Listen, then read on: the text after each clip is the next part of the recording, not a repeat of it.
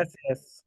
Gracias, José Luis. De nuevo, un gusto estar por acá y damos la bienvenida esta tarde a todas las personas que se incorporan en este proceso de formación que hemos construido desde la sombrilla de la congregación de las Hermanas de Sion, el centro Serjuc en San José de Costa Rica y también el centro Nuestra Señora de Sion en Buenos Aires, ¿no? Los dos equipos muy contentos de poder recibirles en esta iniciativa de trabajo en torno al texto de Génesis del 1 al 11, los primeros 11 capítulos de la tradición bíblica.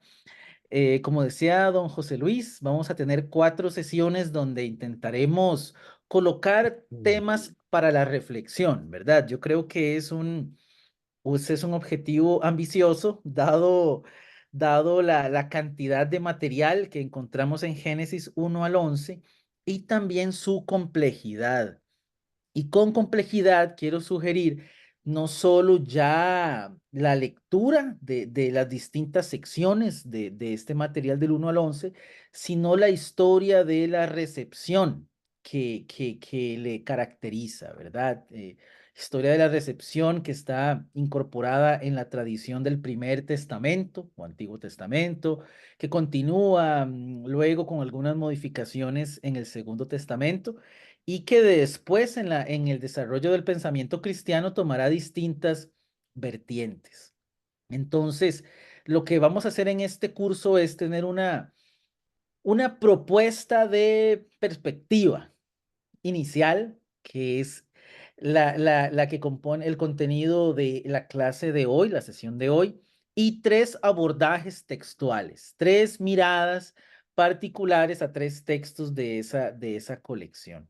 A mí me ha tocado hacer el abordaje inicial y yo, ¿verdad? He considerado que puede ser algo que contribuya a abrazar esta literatura tan interesante de Génesis del 1 al 11. Bueno, entonces yo lo que he decidido hacer es intentar abordar la idea de los relatos de los orígenes. ¿Qué quiero decir con esto? Que bueno, para la tradición bíblica, los relatos de los orígenes son los textos fundantes, los textos que responden de dónde venimos. Pero como forma literaria,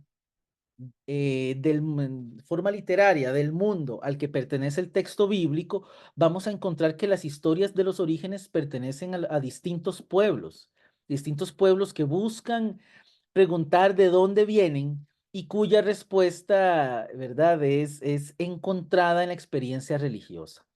Así que lo que yo quiero hacer hoy es abordar en un sentido de panorama general cómo podemos comprender los relatos de los orígenes de nuestras Biblias a la luz de los relatos de los orígenes del antiguo cercano Oriente, de las culturas a las que pertenece el texto bíblico.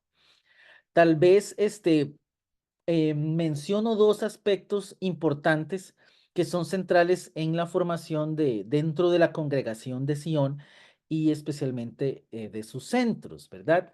Un primer aspecto es el de incorporar en nuestro estudio las contribuciones y las herramientas de la ciencia bíblica, ¿no?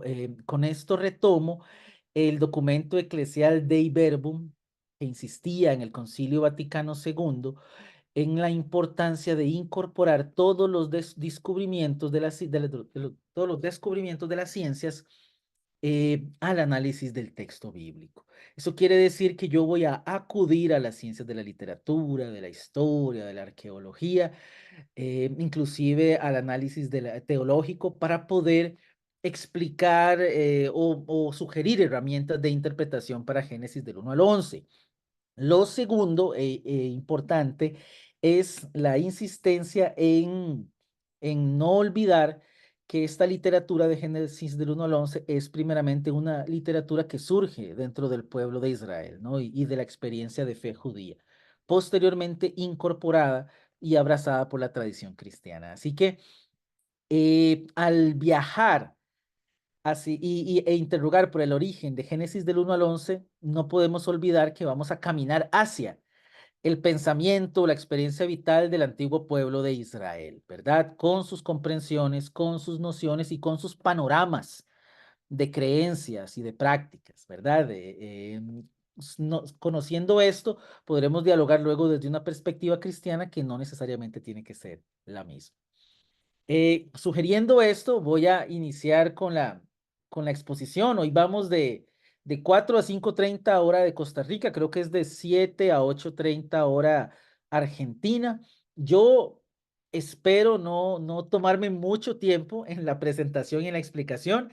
Si van surgiendo preguntas, comentarios, inquietudes de cualquier tipo, podemos utilizar el chat o también algún cuaderno con algunas anotaciones y luego espero yo tengamos tiempo para conversar y para retroalimentarnos. Como siempre digo en las clases de Serhook, ¿verdad? Lo que yo voy a presentar es una posibilidad de lectura, una clave, un acceso de lectura. No pretendemos ni plantear la única opción ni la única mirada de interpretación, pero sin duda alguna el contenido que yo voy a compartir considero, ¿verdad? Personalmente que es de mucho aporte, así que por eso es que lo he seleccionado. Voy a compartir pantalla con ustedes para poder entonces iniciar el proceso. Nada más quisiera confirmar que sí se está observando la imagen. Sí, se ve perfecto, David. Ok, muchísimas gracias, don José Luis. Como ustedes podrán ver, la sugerencia de mirada hacia este material de Génesis 11 nos enfoca en reflexionar en torno a las historias, o tal vez más precisamente, los relatos de los orígenes, que van a ser, digámoslo así, los relatos de Génesis 1 al 11 que encontraremos y principalmente el contenido con el que vamos a lidiar. Y junto a este título tenemos un subtítulo que también es sugerente porque ya nos va a dar un indicio de cómo estamos concibiendo la literatura y cuál es la relación de esta literatura con la comunidad creyente que la produjo o que es su audiencia. Eso lo vemos en el subtítulo, mirar al pasado para entender el presente. Eso ya es un indicador inicial. Las historias de los orígenes o los relatos de los orígenes son relatos de una comunidad que los concibe mirando al pasado, pero en el ejercicio de mirar al pasado, reflexiona su presente y mira hacia el futuro. Esa va a ser la clave de lectura en la comprensión de estos textos. Para iniciar, quiero retomar una cita de un biblista holandés que trabajó muchos años en Chile, que se llama Hans de Witt. Él coloca este texto como forma de introducir el libro del Génesis y su comentario al libro del Génesis. Y Hans de Witt dice así: para muchos de nosotros, el libro del Génesis no es más que una teoría, buena o mala, sobre el origen del mundo, sobre el origen de las personas y de las personas en Israel. Pero en vez de hacernos poner de pie e iniciar una nueva caminata, esta teoría o este planteamiento que creíamos encontrar en los primeros capítulos del Génesis nos paralizó. Nos dividió en partidarios del evolucionismo o del creacionismo, como si el Génesis hablara de ese problema. Pensábamos que era importante poder probar que Dios había creado el cielo y la tierra en 6 días. Pensábamos que era importante probar, con la Biblia en la mano, que el ser humano y el mono no tienen el mismo origen, como si la Biblia hablara de esto. Pensábamos también que era importante poder creer que las culebras hablan. Creíamos que valía la pena y la plata, como dicen en Chile, poder encontrar los restos del arca de Noé, porque con eso se podría demostrar de una vez por todas que la Biblia tenía razón. Pero lo que en todas estas riñas y peleas, a veces muy amargas, casi nunca hicimos, fue preguntarle al texto mismo si acaso le importaba tener razón en estas cuestiones. Casi nunca se nos ocurrió pensar en otra posibilidad, la posibilidad de que aquellos textos no hablasen en absoluto de una teoría, sino de una práctica, de un proyecto de vida. Esta nota es del texto He visto la humillación de mi pueblo, un comentario al Génesis de Hans de Witt. Con esta nota ya tenemos una sugerencia o una orientación interpretativa. Más allá, ¿verdad?, de todos los debates que se hayan suscitado en torno a estos primeros 11 capítulos, un ejercicio responsable de lectura es un ejercicio que interroga al texto por sus temáticas y por sus preocupaciones centrales. Inicialmente, ¿verdad? Entonces, para el profesor de Witt, uno de los ejercicios de estudio más recomendables es el de ir a indagar al texto para poder comprender sus preocupaciones, sus propuestas, sus preguntas, sus inquietudes e intentar entrar en diálogo con ellas desde nuestra experiencia y desde nuestra vivencia. Cuando hablamos de los 11 capítulos del Génesis, como veremos, vamos a hablar de relatos de los orígenes. Y cuando yo menciono relatos de los orígenes, estoy dando nombre o estoy utilizando, mejor dicho, una categoría, un concepto, un término técnico para dar nombre a un tipo de literatura. Lo que quiero decir con esto es que cuando yo digo relato de los orígenes, utilizamos un término semejante a epístola, literatura apocalíptica o inclusive a evangelio o literatura profética. Dentro de la exégesis moderna, una de las preguntas fundamentales para entender el material bíblico es preguntarnos qué leemos cuando leemos. ¿Qué tipo de material tenemos delante? ¿Cuáles son sus características? ¿Cuáles son sus rasgos? En ese sentido, la respuesta desde la exégesis no es que el libro del Génesis y especialmente Génesis del 1 al 11 puedan ser concebidos como materiales construidos a la luz de historiografía moderna. ¿Qué quiero decir yo con la frase historiografía moderna?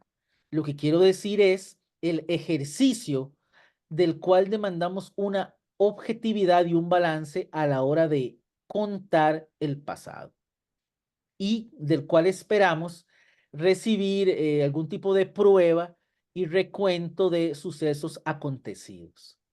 Cuando preguntamos qué es lo que leemos, cuando leemos Génesis del 1 al 11, no tenemos entonces historiografía moderna. Tenemos otra forma, tenemos otra cosa. Y a eso le llamamos relato de los orígenes. Esto nos lleva como un ejercicio interpretativo a, y como sugerencia, por supuesto, a iniciar preguntando al texto cuál es su género literario, cuáles son sus características, sus códigos literarios de construcción, porque comprendemos que el primer y el segundo testamento, como colecciones literarias, han sido compuestos a partir de géneros, de expresiones literarias puntuales, ¿no? La narrativa o la poética, la prosa, dentro del mundo bíblico y la literatura bíblica, la forma profética, una forma apocalíptica, como les decía, la epistolar o el género evangélico, entre otros. Si puntualmente interrogamos Génesis del 1 al 11, tenemos un marco amplio, relatos de los orígenes, que ya vamos a describir. Pero dentro de los relatos de los orígenes tenemos mini relatos, micro relatos concatenados. Para la mayoría de estudiosos y estudiosas, estos micro relatos pueden ser considerados midrash o mashal. Son particularmente relatos o narrativas con una profunda dimensión de sabiduría que va a tomar en su contenido aspectos de los orígenes para contar cómo se interpreta un pasado remoto en una realidad presente, para exponer preguntas que inquietan a la comunidad o para plantear respuestas puntuales. El texto de Caín y Abel, donde asoma el mal de la muerte y el asesinato y la violencia.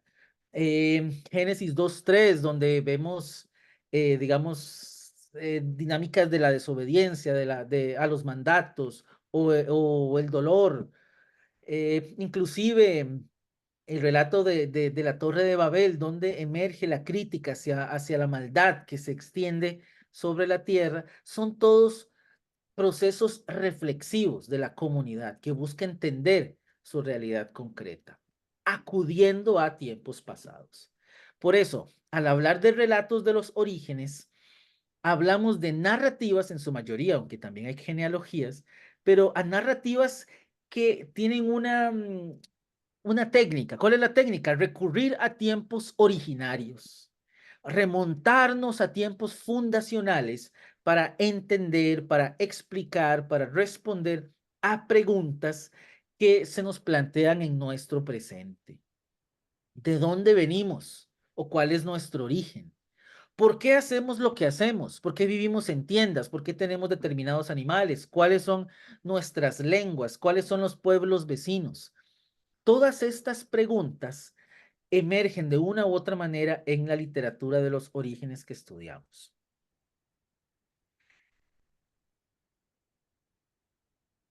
Entonces, si recurrimos de nuevo a la ciencia bíblica, la ciencia bíblica busca darle nombre, ¿verdad?, al contenido bíblico en sus distintas formas. Tenemos que la historia de los orígenes puede definirse, o los relatos de los orígenes pueden definirse como una convención literaria. Con convención literaria, básicamente lo que se quiere decir que era una forma de escribir. Los relatos de los orígenes eran una forma de escribir que estaba ampliamente difundida en el antiguo cercano oriente. El antiguo cercano oriente es el marco cultural en donde surge el texto bíblico, especialmente el Primer Testamento. Entonces, los investigadores e investigadoras, especialmente a partir del siglo XIX de nuestra era, empezaron a encontrar múltiples materiales que junto con la Biblia parecen pertenecer a esta convención literaria.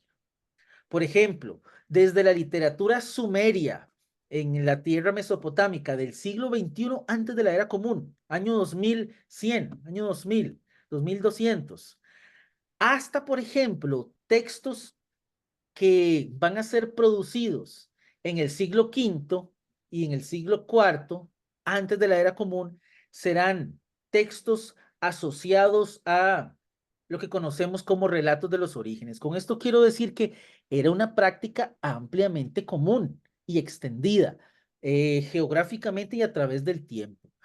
Egipcios, sumerios y mesopotámicos en general, pueblos cananeos, incorporando al antiguo Israel, acudían a esta forma de escribir para poder explicar desde sus claves religiosas cómo funciona el mundo. Eh, las características o los patrones, cuando hablamos de patrones, es de características recurrentes. Entonces, las características recurrentes de los relatos de los orígenes emergen tanto en Génesis 1 al 11, bueno, y en otros textos, como a la literatura del entorno. Y inicialmente podemos decir que encontramos relatos de los orígenes en la Biblia, especialmente en tres grandes secciones. Génesis del 1 al 11, que nos habla de los orígenes del mundo, de la historia, de los grupos humanos, de los pueblos, del lenguaje, del mal, de la distancia entre Dios y la creación, etcétera, etcétera. El libro del Éxodo, que nos habla de los momentos fundacionales del pueblo de Israel como nación, por decirlo así, en la salida de Egipto, o inclusive Mateo 2:3, que nos habla de los orígenes de la figura de Jesús, desde, ¿verdad? Desde Adán y la creación hasta su nacimiento y presentación. Entonces, Génesis, Éxodo, Mateo son formas en las que se expresaban estos relatos fundacionales. ¿Por qué surgen los relatos de los orígenes? Bueno, por supuesto que para explicar esto necesitamos algunos puntos de partida que no hemos explorado aquí, pero para simplificar, y luego yo podría ampliar un poco más, la premisa que está detrás de esta respuesta del por qué surgen las historias de los orígenes es proponer que hay una relación importante entre la experiencia religiosa y por ende histórica de una comunidad y el producto de esa experiencia, que los productos de esa experiencia son creencias, prácticas y literatura. O sea, los textos que se producen en una comunidad están ampliamente vinculados con la experiencia vital de esa comunidad. Entonces, al responder la pregunta, ¿por qué surgen los relatos de los orígenes y de dónde surgen los relatos de los orígenes? Nuestra mirada se vuelca directamente a preguntarnos por la comunidad que pudo haberlos producido, porque los relatos de una forma o de otra evidencian las preguntas, las inquietudes, las caminatas, las búsquedas de dicha comunidad. Entonces, puntualmente, por eso proponemos acá, los relatos de los orígenes usualmente tienen la inquietud de explorar la caminata de determinado pueblo o determinada comunidad. Evidencian la curiosidad que cualquier grupo humano tiene sobre su pasado, sobre el de dónde vienen. Hay también, y veremos, sucedía en Egipto, sucedía en Mesopotamia, digámoslo así, la necesidad de que a partir de los relatos de los orígenes se validasen, se legitimasen ciertas instituciones, ciertos grupos, ciertos tipos de orden social o político que teníamos en el presente. Por ejemplo, rápidamente, en Mesopotamia y en Egipto es común ver cómo en los relatos de los orígenes lo primero que se crea es el templo y el Estado. Muy curiosamente, la estructura sacerdotal y la estructura monárquica.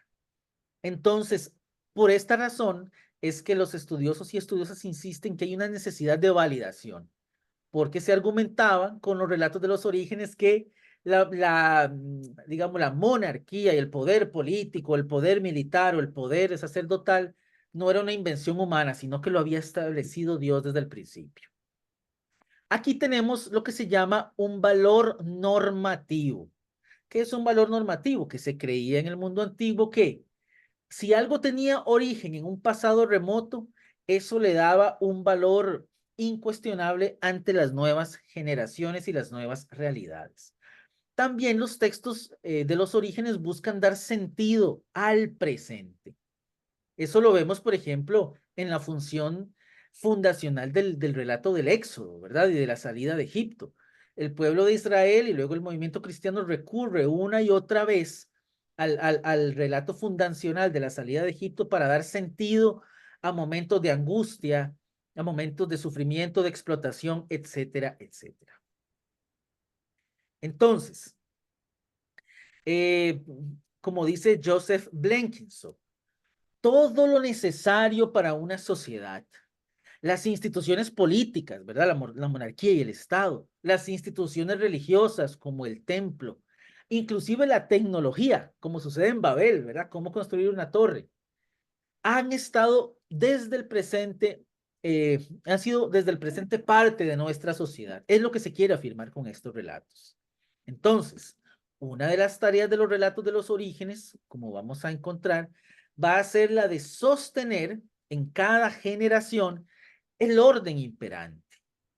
Y cuando ese orden tambaleaba, restaurarlo, sugiriendo que ese orden que buscamos restaurar es el orden primigenio. Y con primigenio, sugerir que es el orden divino o establecido por Dios. El matrimonio, el rol de la ciudad, los idiomas, los dolores de parto, Todos estos elementos que encontramos en la tradición de Génesis del 1 al 11 son explicados desde esta manera, ¿no? El pueblo hoy vive la experiencia del matrimonio, quiere solidificar esa experiencia como práctica y entonces acude al texto originario y dice, desde el principio esa es nuestra práctica, como hacen hoy grupos religiosos. Yo hablo del cristianismo que es el que conozco, ¿verdad? Que acude al texto bíblico como texto fundante para sustentar muchas prácticas e ideas. Entonces, los relatos de los orígenes también pueden ser comprendidos como ejercicios reflexivos para comprender el presente, para sustentar el presente o para debatirlo si yo no estoy de acuerdo con dicho presente. Entonces, veamos algunas características de los relatos de los orígenes. Y con características es ¿cuál es usualmente su contenido? Bueno, primeramente, los relatos de los orígenes son relatos de creación. Y hay dos énfasis de creación. Creación del cosmos, todo el entorno vital, especialmente con las fuerzas de la naturaleza, y la creación de seres vivientes. Y en todos estos relatos de los orígenes de la Biblia y de los vecinos, seres vivientes incluye humanos o divinidades. Entonces, ¿cómo se crea el cosmos? ¿Cómo se crean los seres vivientes? Bueno, hay varias formas y la mayoría están en el texto de la Biblia. Batallas entre dioses. Por ejemplo, en la Biblia no encontramos una batalla entre dioses en los primeros 11 capítulos del Génesis. Hay un eco de un relato fundacional babilónico que sí es una batalla entre dioses que se parece mucho a lo que existe en la Biblia cuando Elohim, cuando Dios en el capítulo 1 toma las aguas y las separa para que surja los seres. El Tejom, ¿verdad? Las aguas caóticas se sugieren mucho en su término a Tiamat, que era una diosa del caos babilónica. Entonces, aunque en el libro de bíblico no tenemos esa batalla entre dioses, algunas personas creen que Génesis 1 lo hereda. 4:35. Alguien se le abrió el micrófono por ahí, cualquier cosa. Sí, sí. También está el ejemplo de la creación por fabricación, ¿no? Donde una divinidad moldea una criatura. En el texto bíblico lo tenemos en Génesis 2:3. Y finalmente está la creación por la palabra, ¿no? Y dijo Dios, como sucede en Génesis 1. Todos estos rasgos son característicos de los relatos de los orígenes en la Biblia, en Egipto, en Mesopotamia, etcétera. También en los relatos de los orígenes encontramos listas de personas que pertenecieron a generaciones ilustres. ¿Qué es esto? Figuras monárquicas como reyes o antepasados de suma importancia. Por ejemplo, en el texto bíblico tenemos a Adán y a Eva, a Noé, a Enoc, por decirlo de alguna manera, ¿no? Tenemos también, eso no es tan claro en la Biblia, aunque algunos exegetas defienden que sí está presente, está la creación explícita del templo o de la monarquía, de los cuales usualmente se dice que son caídos del cielo, que descienden del cielo. En Egipto y en Mesopotamia, el rey y el sacerdote son establecidos por Dios.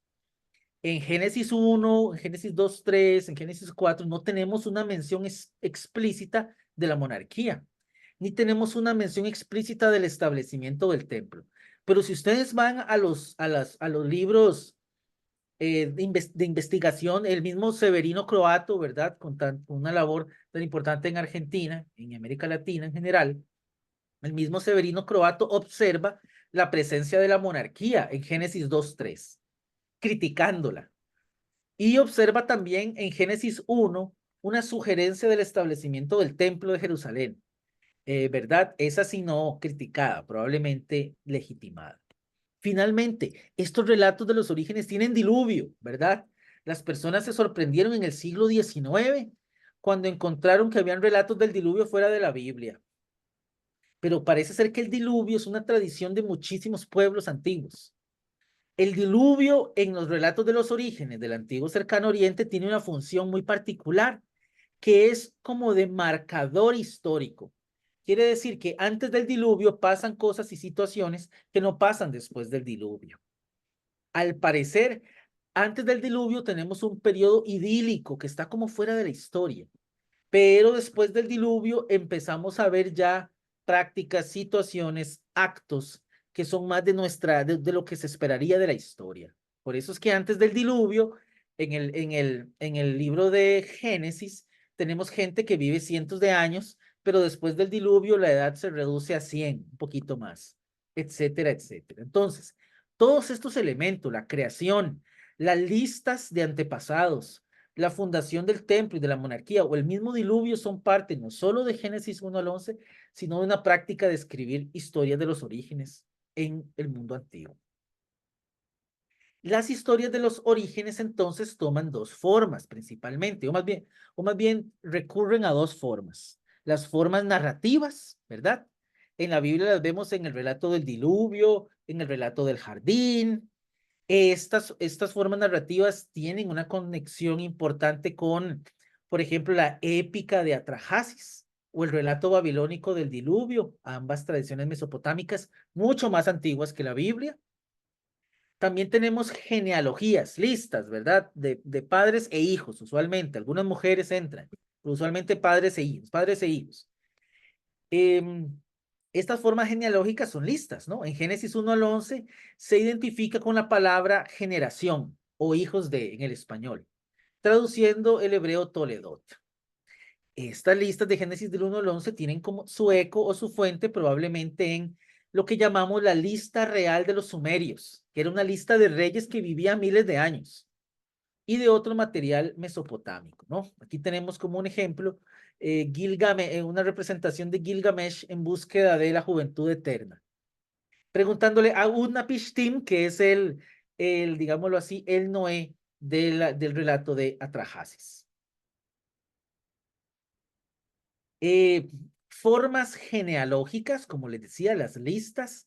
Uno de los ejemplos más interesantes de estas formas genealógicas es la lista real de los sumerios, esta que tenemos acá. Esta lista real planteaba genealogías que incorporaban de 7 a 10 generaciones, desde el origen del mundo hasta el diluvio. Los reyes de esta lista resaltan, ¿verdad? Por eso se llama lista real o lista de la monarquía. Los reyes dentro de esta lista tenían como característica una extrema longevidad. Por ejemplo, el rey Alulim, que reinó por 280.000 años, según el cómputo que se hace, ¿verdad? De la traducción del pensamiento sumerio a nuestro cómputo de edad. El periodo antes del diluvio describe generaciones mucho más largas que el periodo después del diluvio, con características distintas. Esto parece sugerir que para estos grupos antiguos, ¿verdad? Hubo un pasado idílico, remoto, ideal, donde las cosas funcionaban muy bien y que el diluvio se convirtió en un marcador histórico en el que las condiciones vitales fueron pauperizadas, por decirlo así. Eh, no solo en la antigua Mesopotamia ni en el mundo egipcio encontramos relatos de los orígenes muy parecidos a los que tenemos en nuestras Biblias. También podemos encontrar tradiciones griegas. Recordemos que el mundo griego, el mundo babilónico, el mundo egipcio, todo el entorno cananeo, son marcos referenciales importantísimos para la fe del antiguo Israel y para sus textos. Entonces, estas menciones también son importantes. El año 500, en torno al año 500 antes de la era común, dentro de la cultura griega, encontramos un trabajo que se llama el Deucalioneia. Es un tipo de historia antigua de la humanidad que iniciaba con un protagonista fundante, Foroneo, que era considerado el primer hombre. ¿Verdad? Y después de esto vendrá el desarrollo de la historia del mundo durante y después del diluvio. En esta tradición griega hay un arca que también descansa en un monte. En este caso se llama el monte Parnaso. Allí, Deucalión, otro de los protagonistas, se convierte en el progenitor de una nueva humanidad y sus tres hijos, porque también tiene tres hijos, se van a convertir en los ancestros de tres grandes pueblos, los dorios, los ionios y los eolios. Tres ramas básicas en las cuales, digámoslo así, se sustentaba el pueblo griego. Esto es muy interesante, ¿verdad? Porque es imposible evitar la conexión con Noé, sus tres hijos que son los que pueblan la tierra con todas las naciones que surgen de ellos. Entonces, sobre Deucalión. En la mitología griega, Deucalión era hijo de Prometeo y de la Oceánide Pronea, y reinó en las regiones próximas de Fitia. Su esposa y a la vez prima fue Pirra, hija de Epimeteo y de Pandora, ¿no? La famosa Pandora de la caja. Cuando Zeus decidió poner fin a la Edad de Bronce, con el gran diluvio, es un marcador de época, Deucalión, por consejo de un dios, Prometeo, construyó un arca y disponiendo dentro de ella lo necesario, se embarcó en compañía de Pirra. Este relato se ha relacionado con el del bíblico Noé. Zeus hizo caer desde el cielo una copiosa lluvia e inundó la mayor parte de la Hélade, ¿no? La tierra conocida, de manera que perecieran todas las personas, excepto algunas pocas que se refugiaron en las cumbres de las montañas, ¿verdad? Podemos ver ahí las similitudes y las distancias con el relato bíblico.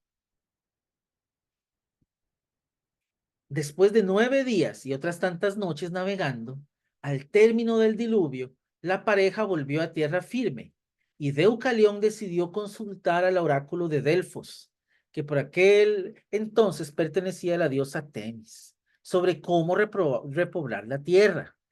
Se le dijo que arrojase los huesos de su madre por encima de su hombro. Deucalión y Pirra entendieron que su madre era Gea, la madre de todos los seres vivientes, y que los huesos eran las rocas. Así que tiraron piedras por encima de sus hombros, y éstas se convirtieron en personas, las de Pirra en mujeres y las de Deucalión en hombres. Deucalión y Pirra tuvieron tres hijos, Helen, Protogenia y Anfictión.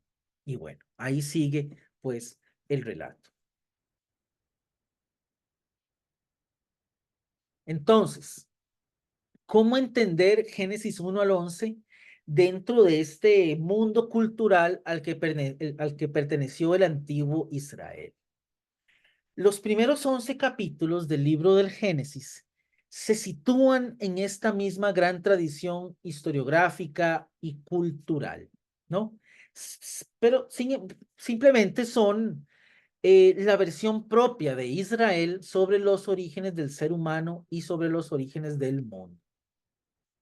Este relato fundacional que se compone en el antiguo Israel de manera procesual, ¿verdad? Poco a poco van surgiendo estas historias en el seno del pueblo.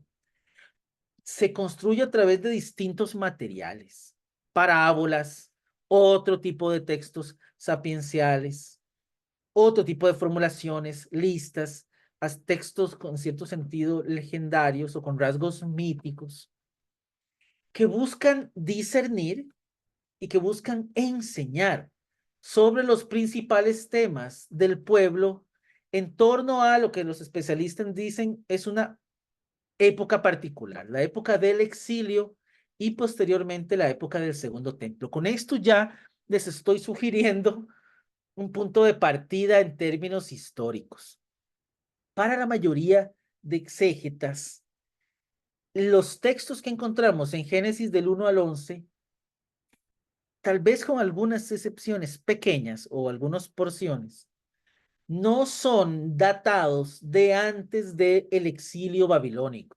Recordemos que el exilio babilónico es aquel acontecimiento a partir del cual el antiguo reino de Judá es invadido y el templo es destruido, el palacio es destruido, la monarquía es llevada al cautiverio por las fuerzas del imperio babilónico.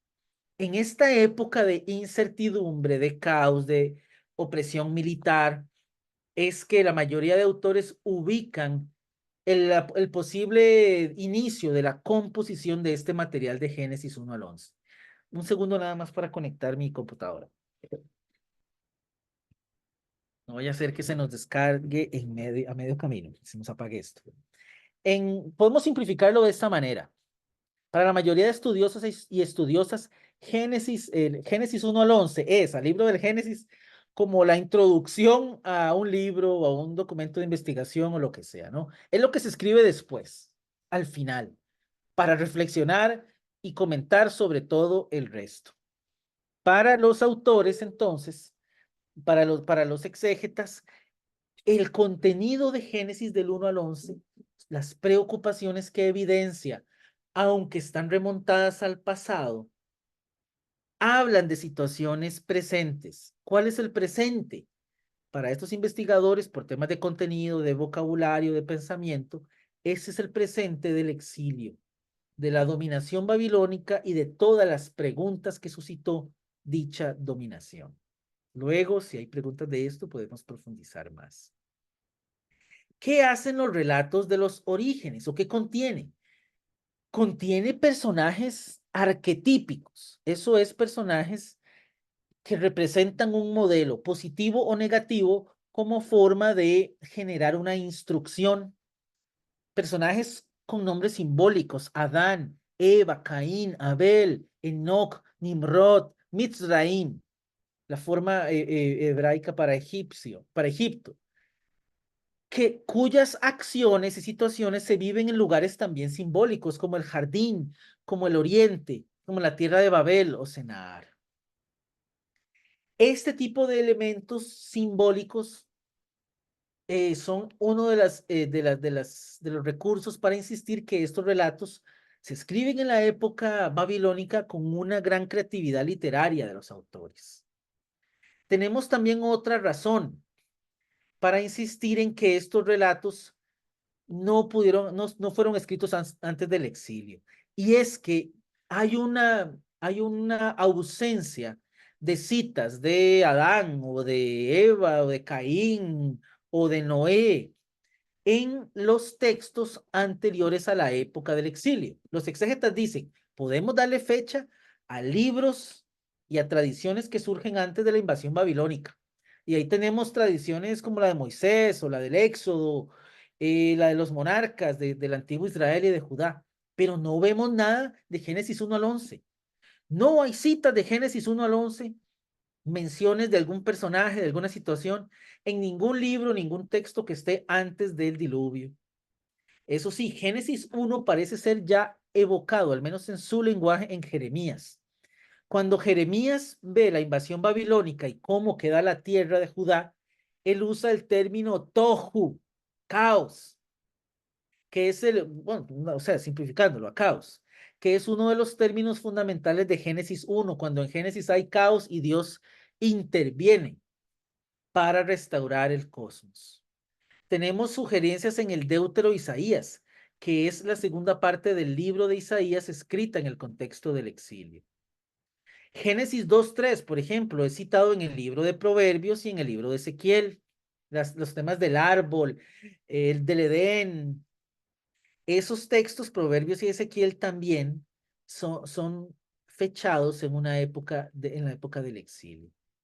Pero curiosamente, este contenido de Génesis del 1 al 11 aflora en lo que hoy concebimos como libros apócrifos. Jubileos, el primer libro de Enoc, el cuarto de Esdras, el libro de la vida de Adán y Eva. Ahí hay no solamente una mención, sino un desarrollo de muchas cosas en estos libros que son de la época griega. Así que para muchos autores, los relatos de los orígenes también no solamente buscan explorar al pasado e indagar de dónde viene el pueblo, sino que es un ejercicio que en el antiguo pueblo de Israel se hace a partir de una época específica, una época del exilio, que suscitó muchas inquietudes y muchas preguntas. Y entonces los relatos de los orígenes son las maneras de responder a esas preguntas. Todo el periodo persa y todo el periodo griego, entonces, son los espacios donde se conciben los textos y luego se van reinterpretando. Es la teoría que usualmente es más aceptada. Entonces, ¿cuándo se escribió el relato de los orígenes? Bueno, Lo primero es que con toda probabilidad hay un proceso largo. No sabemos si hay un pasado de tradición oral y hasta dónde llega. La mayoría de autores concuerdan en que podemos hablar de la escritura de estos textos a partir de la época babilónica, ¿no? Sin embargo, algunos autores insisten en que hay relatos anteriores al exilio, ¿no? Por ejemplo, un breve relato de creación en el capítulo 2, algún texto de violencia sobre Caín y Abel que ya vas asomando, y una sección muy antigua del diluvio. Recordemos que el diluvio es una tradición de 3 capítulos, es muy grande. Entonces ellos dicen que el diluvio probablemente empezó a gestarse antes del exilio, pero que después del exilio, y especialmente en el siglo quinto y en el siglo cuarto, esos relatos de los orígenes empiezan a ser más desarrollados y más desarrollados con mayor conciencia, lo que llamamos una relectura. El relato del jardín, el Caín errante, el diluvio con más recursos, empiezan a concebirse en esa época. ¿Por qué? Por lo que yo les decía antes. Porque todos estos textos que he mencionado, por ejemplo, el relato del jardín, tienen muchas características del pensamiento sapiencial que aflora después del diluvio, perdón, del éxodo. Hay también muchos contenidos con el libro de Jeremías. Recordemos que Jeremías es un profeta que vive el exilio babilónico. Y con la historia deuteronomista, cuya fase de desarrollo más amplia es ubicada después del exilio, ¿no? La historia deuteronomista es lo que se considera digamos, una perspectiva, es un tipo de literatura, pero también un conjunto de autores que especialmente afloran en el siglo VII, en el siglo VI, y por supuesto que en el siglo en su última faceta. Luego, ¿verdad? Los exegetas hablan de lo que llaman un relato sacerdotal. ¿Por qué sacerdotal? Porque después del exilio, las figuras sacerdotales adquieren gran preeminencia en el antiguo Israel. Si antes eran los monarcas, antes de Babilonia, después de Babilonia, los grupos sacerdotales. Así que lo que quiere decir con el relato sacerdotal es simplemente que después del exilio, cuando las figuras sacerdotales tienen un rol más protagónico, es también donde se escribe con mayor profundidad este material.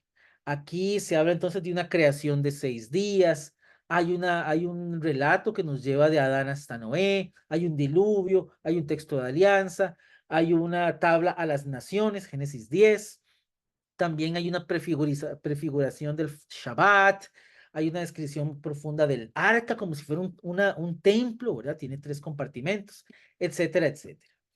¿Cuándo pudo haberse redactado finalmente? ¿Cuándo tendríamos este libro completado, esta sección de Génesis? Bueno, para algunas personas en el siglo cuarto ya, o tal vez en los primeros años del siglo tercero, o sea, en la época griega es cuando tendríamos un libro ya consolidado o una sección, mejor dicho, de Génesis 1 al 11 consolidada. Entonces aquí lo que hacen los especialistas es recurrir a la historiografía, a la arqueología, a la ciencia de la literatura, para intentar decir, estos relatos que nos hablan de la antigüedad original son escritos en una época posterior del antiguo Israel para examinar preguntas e inquietudes presentes, a partir de que se responden a partir de relatos del pasado. Las relaciones entre Génesis 1 y el Éxodo es muy interesante, ¿no? Porque para muchos investigadores, Génesis 1 al 11 es dependiente de la tradición del Éxodo, una tradición más antigua. Hay alusiones de tipo verbal. Por ejemplo, la madre de Moisés le hace un arca con juncos carafateados con asfalto y brea, ¿no? Utilizando el mismo término que Génesis 14. La madre de Moisés también ve que Moisés era bueno, era Tob, que es el término que se utiliza en Génesis 1:4 ¿verdad? Para que Dios califique la creación. También es lo que la manera en que Eva describe el fruto del jardín como bueno, como todo. La insistencia en que los hijos de Israel fueron fructíferos y abundantes y se multiplicaron y se hicieron fuertes en Éxodo 1 es un eco de la invitación de Elohim, de Dios, ¿verdad? Al pueblo, al ser humano creado en Génesis 1, ¿verdad?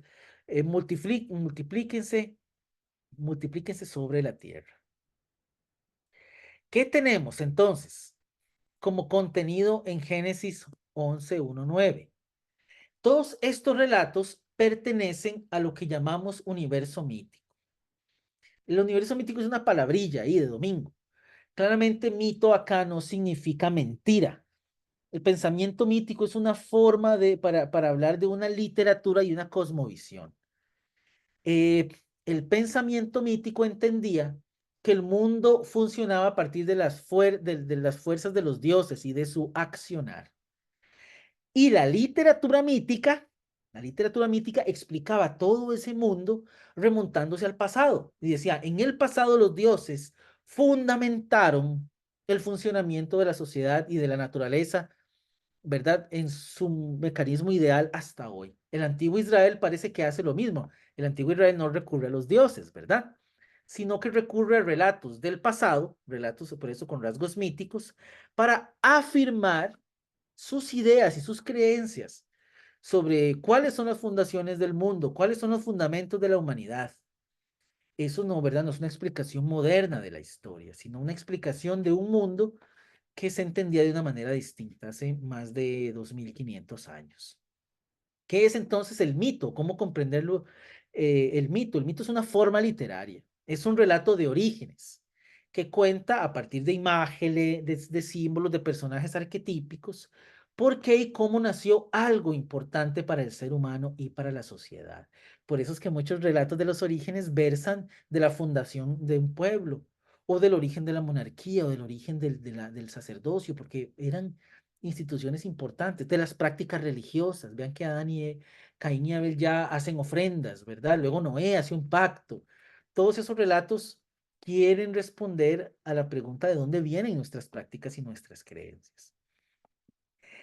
Eh, los relatos míticos entonces hundían su existencia en la propia existencia cotidiana, de quienes los inventaban y de quienes los practicaban. Todos estos relatos míticos surgen de la vivencia social, de la vivencia política, de la vivencia económica, de la dimensión sentimental o subjetiva, intelectual de las personas. En otras palabras, los pueblos antiguos imaginaban cómo pudo haber sido el origen del mundo y cuál era el accionar de los dioses en ese origen. Y luego contaban historias.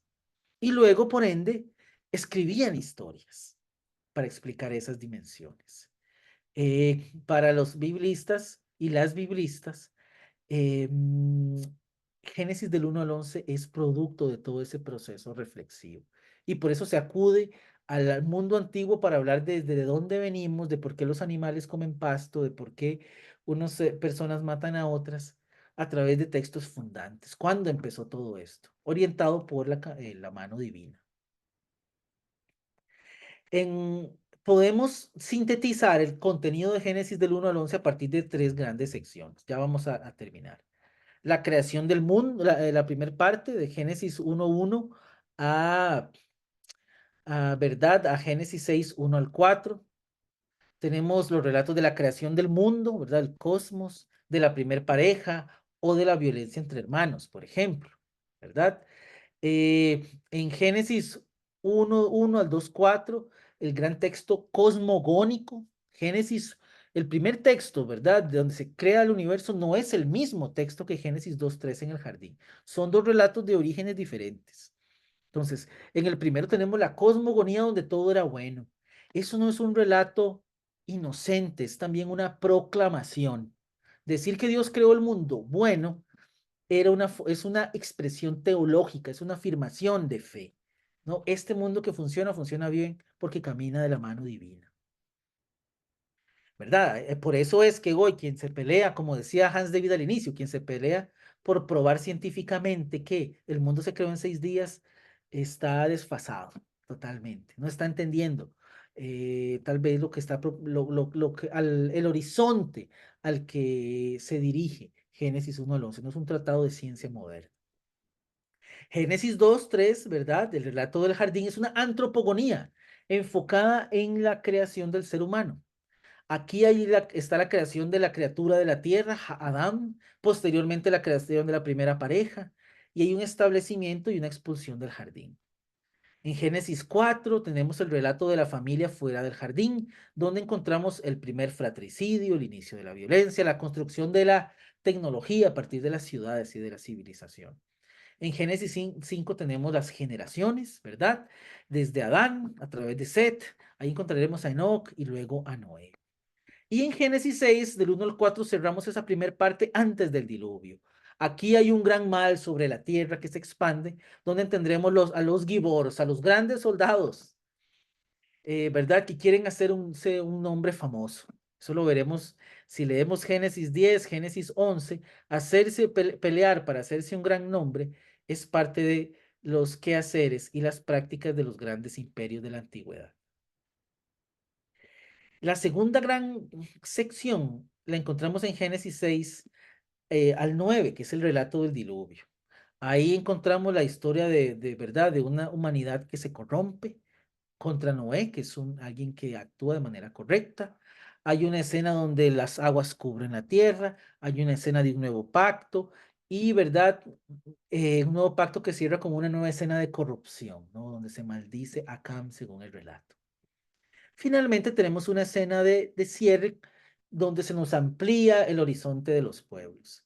Génesis 10 habla de los descendientes de Noé, ¿verdad? A través de Sem, de Cam y de Jafet. Tenemos a una figura importantísima en el pensamiento mesopotámico antiguo, con Nimrod, que es un gran rey antiguo que construye ciudades, así es como se describe en Génesis 10. El problema son las ciudades que construye, porque construye todos los imperios, y especialmente los imperios que trajeron dolor al antiguo Israel. Tenemos el relato de la ciudad y la torre que llega hasta el cielo, que es castigada, y finalmente el llamado de Abraham de Ur a Canaán. Ya con el llamado de Abraham iniciamos en el capítulo 12 con una nueva historia, con un nuevo personaje que es Abraham, ¿verdad? Fundador del antiguo pueblo de Israel. ¿Cuáles son los temas entonces fundamentales de toda esta sección? Bueno, una afirmación religiosa. El control del mundo bueno es del Dios único, del Dios de Israel. Hay una insistencia en la obediencia de la ley y el término de la ley mosaica, ¿verdad? Es el mismo término que se utiliza en el texto de los 10 mandamientos en el Éxodo. Necesitamos cumplir la ley para permanecer en la tierra, como dice la teología deuteronomista, y es lo que se insiste en el relato del jardín. Se explora el problema del humano del mal y del dolor. Hay una crítica amplia al imperialismo y a las ciudades en esta sección del 1 al 11. Y también una inquietud de cómo se originan los pueblos y cuál es la relación del antiguo Israel con ellos. Entonces, la sugerencia para cerrar. Desde mi punto de vista, estos textos tienen una amplia riqueza. Yo sé que usualmente las personas se preocupan por si lo que cuenta en Génesis del 1 al 11 sucedió o no sucedió y que esa es la clave para decir si este texto tiene validez o no. Desde mi punto de vista, es una clave sumamente desacertada, ¿verdad? Hay una profundidad en estos textos, hay una sugerencia de una, digamos, un horizonte de fe, de esperanza, de caminata, que no se percibe si seguimos con esa clave. Por eso tomo aquí como una cita de cierre, una cita del profesor Ramírez Kidd, que la utiliza para promover una comprensión más compleja de los textos bíblicos, especialmente los textos bíblicos que son reducidos en términos de que su validez es si acontecieron o no. Ramírez dice así: las descripciones de los textos bíblicos no son simples descripciones periodísticas. O mejor dicho, los textos bíblicos no son simples descripciones periodísticas de las que pueda decirse fácilmente que son falsas o verdaderas. El criterio de verdad, que consiste en pensar que verdadero es lo que realmente sucedió, obstaculiza, no ayuda, obstaculiza la tarea del estudio de la Biblia. La verdad de un texto bíblico radica no en esta idea, ¿verdad? De que verdad es lo que sucedió, sino en la vida que propone, en su proyecto de mundo, en su fecundidad para promover la vida y en su capacidad para inspirar y promover una realidad nueva. Eso es, a mi gusto, también lo que encontraremos en los textos de Génesis 1 al 11. Bueno, muchas gracias. Disculpen que se me hizo larguísimo esto. Es que siempre eran 11 capítulos, ¿verdad? Hasta terminé sudando. Pero bueno, espero haber podido colocar en cierto sentido la invitación interpretativa. Yo no sé si esto es novedoso o no es novedoso. Es complicado, no es complicado, pero pensé que podría ser una manera interesante de iniciar la conversación. Cuando trabajamos en Serhook, yo siempre le digo a los grupos para no asustarles mucho que vamos a estudiar el texto y probablemente van a escuchar cosas que no hayan escuchado. Y que si no han escuchado cosas, y que si escuchan cosas que no han escuchado, que pues en buena hora. Porque ¿para qué ir a una clase a escuchar lo mismo de siempre? Ey, pues para esta clase nos quedamos en la casa, ¿verdad? Repetir lo mismo. Entonces, bueno, eso es una suerte ahí de broma un poquito para ingresar a la abordaje de Génesis del 1 al 11 a partir de algunas claves que nos propone la ciencia bíblica, ¿no? Entonces, Bien, David, nos has dado la demostración de un gran material que pudiste manejar y que nos transmitiste. Y entonces queda este espacio que vos decís, si les parece, vamos levantando la mano. Estela Salazar está levantando la mano. Te escuchamos, Estela. Gracias, David, excelente. ¿cómo está? ¿Cómo estás? Oye, mira, yo tuve un curso con unos doctores en exégesis y que nos explicaban que el Génesis tenía cuatro tradiciones. Bueno, yo soy de tradición católica, ¿verdad? Que es la tradición yavista, eloísta, sacerdotal y deuteronomista. Exactamente lo que decías tú, que todo se escribió, se reescribió después del exilio. Pero cuando estuve en Jerusalén con el maestro de allá del Serjuk, me dijo, no, eso de las tradiciones yavista, eloísta, sacerdotal y deuteronomista, no. Entonces, ¿qué es lo que tú opinas? Sí, gracias. Lástima que dijo que no, porque sería interesante saber qué habría propuesto, ¿verdad? Porque siempre sería importante buscarla, y pues está bien que Mm. no, pero ¿por qué, verdad? ¿O en qué nos ayuda? No, vamos a ver. Yo por eso fui muy cuidadoso con eso y no quise mencionar algunos de los temas de esas palabras que son claves, perdón, palabras técnicas, deuteronomista, sacerdotal. Vamos a ver. Con temor a tomar las palabras de los colegas con los que usted trabajó inicialmente, cuando ellos hablan de cuatro fuentes, ellos Ujú. están reflejando una época en que los estudios científicos de la Biblia, y especialmente del Pentateuco o de la Torá, y buscaron responder a la pregunta quién había escrito los primeros 5 libros. Ya en el siglo XVIII había un problema. La idea de que Moisés había escrito los 5 libros no era una idea vinculante. Desde la tradición judía, ya desde el siglo XII, ¿verdad? Ibn Ezra había dicho que era muy difícil que Moisés hubiese escrito todo eso. Entonces, bueno, pasaron los años, las personas empezaron a indagar en los 5 primeros y alguien que esa teoría se asocia especialmente a un autor alemán que se llama Julius Wellhausen. Julius Wellhausen dijo, cuando yo me siento a leer el Pentateuco, veo lo siguiente, material que yo puedo dividir en 4 épocas. Sí, 4. Y a esas 4 épocas le puedo asignar 4 autores o 4 escuelas de autoría. Y ahí Buenas. mencionó esas 4. Entonces decía que Génesis 1 era de un autor que le llamó sacerdotal, pero que Génesis 2:3, el relato del jardín, era del autor yavista y todas estas cuestiones. Bueno, si, si leemos comentarios bíblicos de los años 60, 70, ustedes van a encontrar esas explicaciones. Ok. Sin embargo, esa es una explicación entre varias de dónde viene este material. La exégesis actual ha modificado en gran medida esa teoría, ¿verdad? Por ejemplo, la exégesis actual eliminó lo que se llamó el Elohim, ¿verdad? Eso ya no se menciona. Elohim, ya no. Habla de que si el eloísta al parecer quedó fuera.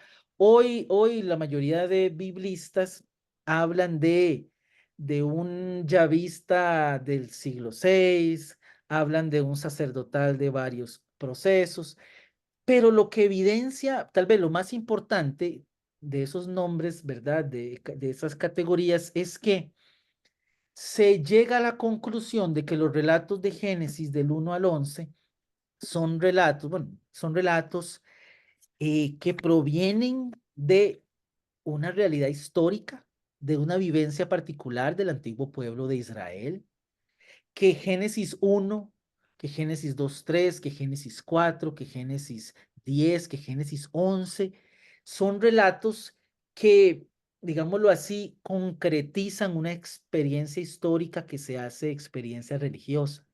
Por ejemplo, yo decía ahora algún lenguaje similar entre Génesis 1, el relato de la creación del cosmos, y Jeremías. ¿Qué sucede? Para algunas personas, como les decía, cuando Jeremías ve la devastación provocada por los babilonios, expresa, esto es confusión, esto es caos, no tengo la cita, la puedo buscar. Ese mismo lenguaje está colocado en Génesis 1. Cuando Elohim pasea por las aguas, hay caos. Entonces, Tohubohu. qué dicen los biblistas? Claro, Génesis 1 es un relato de la experiencia traumática del exilio. Ah, Pero Génesis 1 no se queda con Jeremías diciendo esto es caos. Jeremías ve a Babilonia y termina en el caos.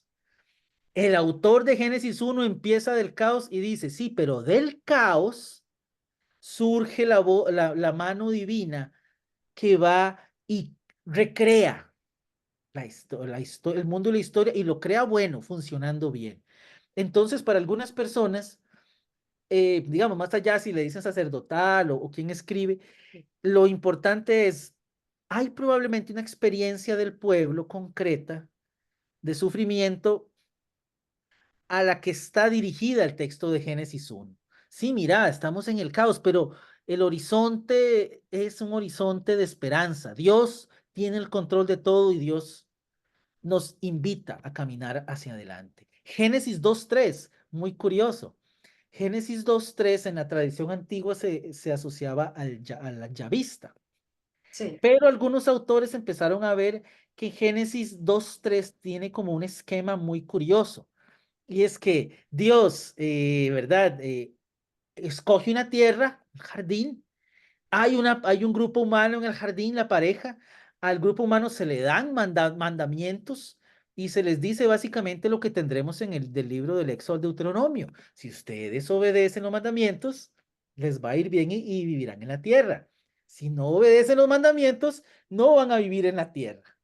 Y al final de cuentas, ¿qué es lo que tenemos en el jardín?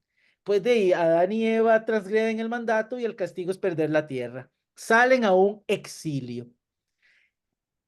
¿Por qué eso es importante? Porque algunas personas dicen, claro, en el relato de Génesis 2:3 tenemos encapsulada la experiencia del antiguo Israel, especialmente a la luz del Estado. Nuestros gobernantes no cumplieron los mandamientos. ¿Y cuál fue la consecuencia? Perdimos la tierra. Claro, ¿verdad? Adán y Eva tienen sus ropitas, salen, Dios les sigue acompañando y la historia sigue. Entonces el horizonte se abre.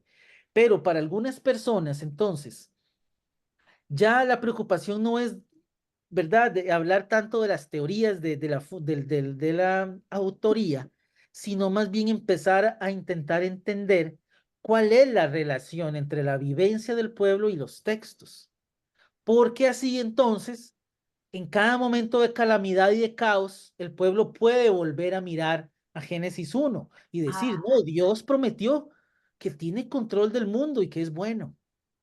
O volver a mirar a Génesis 2:3 y decir, Dios nos plantó una advertencia, no transgredamos las instrucciones para no sufrir. O Caín y Abel, ¿verdad? Qué sé yo, ahí ya las interpretaciones abundan dependiendo de quién las haga.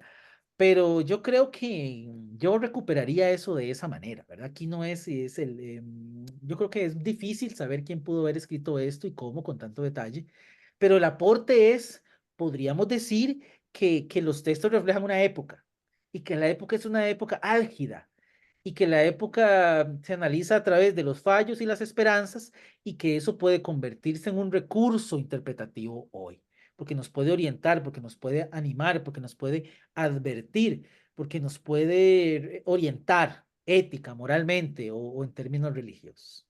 De eso diría yo. No sé si ayuda un poco. no, pues olvídate, bastante. Muy bien, muchas gracias. Bueno, muy Jorge. bien, muy bien. Este planteo Eh, general de bien, los 11 pues, capítulos. Si nada más alguien te quisiera, quería pudiera una hacer alguna preguntita. otra aporte o alguna otra pregunta. A ver, espera Estela, porque si alguien quiere más, Ok, alguien más. Gloria. Sí, Gloria. ¿Qué, qué tal? Hola David, muchas gracias por la exposición. Soy Gloria Ladislao de Argentina. Vos empezaste diciendo los temas que da para pensar hoy Génesis, que son muchos. Me gustaría saber a nivel personal algún punto que vos veas de lo que nos ofrece Génesis 1 al 11, que vos lo veas como particularmente iluminador para realidades de hoy. Alguno en particular, ¿eh? No Sí, todo lo que claro que sí. Génesis 1 a 11 presenta, sino si tal vez hay alguno que vos ves que tenga hoy una Sí, actualidad sí, más claro. especial. Para mí, la mayoría de textos, creo que si hacemos un ejercicio reflexivo a la luz de nuestras experiencias comunitarias, de los desafíos de nuestras sociedades, para mí Génesis 1 al 11 ofrece un horizonte de posibilidades. Génesis 2 3 para mí es una clave muy interesante, por ejemplo, desde una lectura ecológica. No, porque especialmente en el momento final de la transgresión hay una ruptura terrible, ¿verdad? El ser humano con Dios, el hombre y la mujer, el ser humano con la naturaleza que le produce espinas y cardos. Para mí, por ejemplo, el relato del jardín es un relato bello se nos convierte en espejo para temas inclusive ecológicos. La Torre de Babel. Para mí la Torre de Babel es un desafío a las prácticas políticas de imposición de modelos únicos, ¿verdad? Y aunque muchas personas en la tradición interpretativa han leído la Torre de Babel como un relato de castigo, ¿verdad? Y Croato lo sugiere. En Génesis 11 podemos encontrar un relato donde se denuncian las imposiciones políticas de dominación, ¿verdad? La Babilonia como la gran, de verdad, desde los lentes babilónicos, la ciudad de Babilonia es lo mejor, es la puerta de los dioses, es el culmen de la civilización, pero esa es la lectura de los grupos hegemónicos. Los grupos de abajo no ven en Babilonia la puerta de los dioses. Los grupos de abajo, los dominados, los condenados a hablar una sola lengua, ¿verdad? Que inclusive tiene esta dimensión discursiva de una sola ideología, clase, un solo discurso político. Los grupos dominados no ven en Babilonia nunca puerta de los dioses, ven lo que el texto sugiere, ven confusión. Y por eso la caída de la torre es una celebración, ¿verdad? Porque libera a los pueblos a volver a sus lenguas, a volver a sus tierras.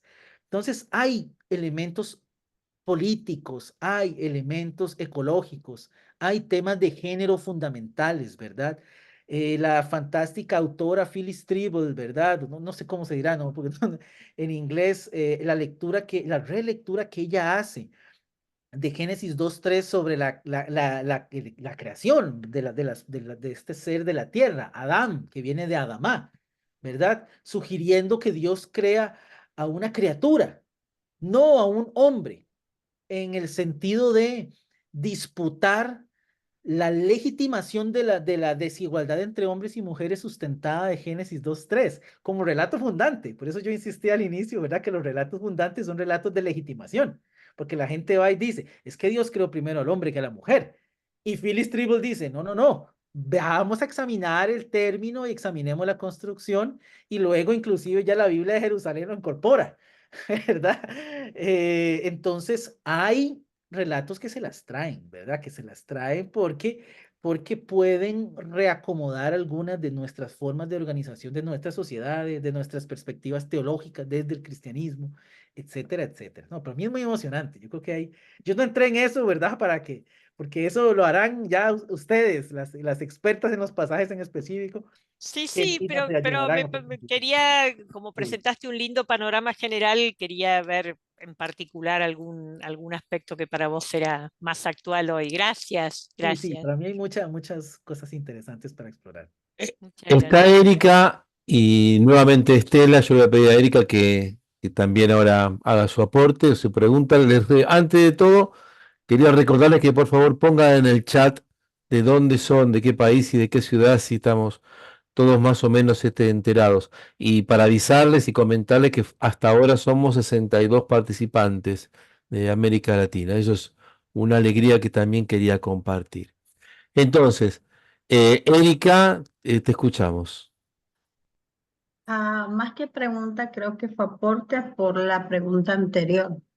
Al escuchar estos relatos de Génesis, yo, como puse en el grupo, hasta ahora ya a mi avanzada edad, después de los 40, vine a enterarme o vengo a caer en cuenta que esto es un cúmulo de cosas que se hablaban, repetían oral por tradición para que no se perdiera esto.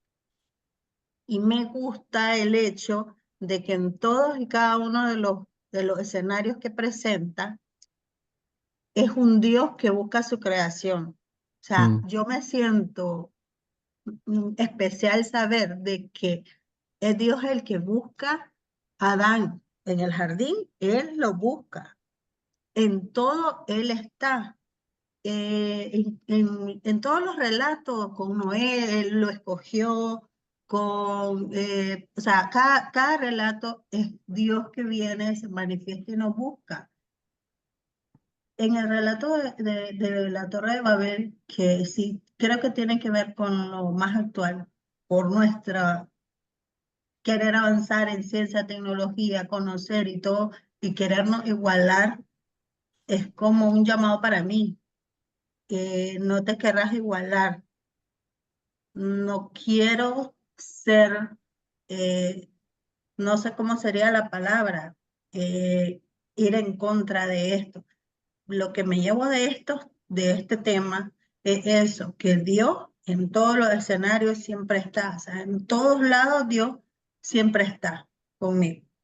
Gracias, Erika. Ahora, Estela, quizás ese aporte le sirva a Gloria cuando estaba preguntando antes algún punto en común de todos los 11 capítulos. Me parece que ayuda también a lo que preguntó Gloria o quería ver, esa presencia de Dios que está, que interviene y que llama. O sea, la primacía de Dios que está. No sé, Gloria, me parece a mí que por ahí también Erika nos puede ayudar en eso que vos planteabas.